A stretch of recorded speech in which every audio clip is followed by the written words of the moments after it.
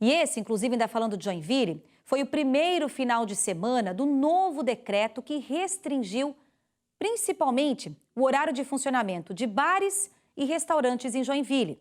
E a Kelly Borges, então, agora volta para conversar ao vivo com a gente aqui no Balanço Geral para trazer, então, os dados de como foi a fiscalização nesse fim de semana. Kelly.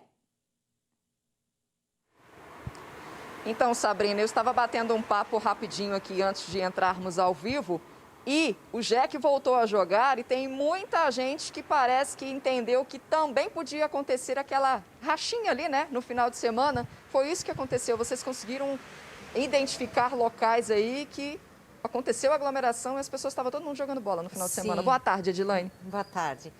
Sim, a gente teve interdição de 2 quadras, né, interrupção de 2 jogos, algumas denúncias que nós chegamos e estava fechada a quadra, mas informações de que os jogos de final de semana estão acontecendo e agora a fiscalização está também efetiva nesta área de atuação.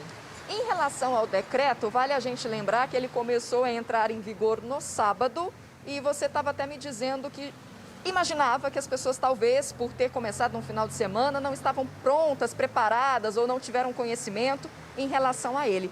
O que mudou e como é que foi a fiscalização no final de semana? Sim, a gente fez um acompanhamento nos estabelecimentos para ver o cumprimento, né, dando uma tolerância ali para quem entrou às 15 horas no sábado e domingo e observou que houve uma boa aceitação até da população e dos estabelecimentos. Então, a gente teve algumas ocorrências em que a gente teve que pedir para que as pessoas se retirassem para encerrar ali o atendimento, mas de maneira geral a maioria dos estabelecimentos visitados estavam dentro do horário. Só pode agora 50% da capacidade total e vocês estipularam a diferenciação de horário durante a semana e final de semana. De segunda a sexta-feira, de que horas? Até às 20 horas. E no final de semana até às 6 da tarde? Não, até às 15 horas. Até às 15 horas, até desculpa. Às 15 horas, é pro almoço. Em relação ao shopping, como é que fica? O shopping fica praça de alimentação com as mesas isoladas. Não é permitida a permanência, né, das pessoas, mas elas podem comprar a refeição e levar para fazer em casa.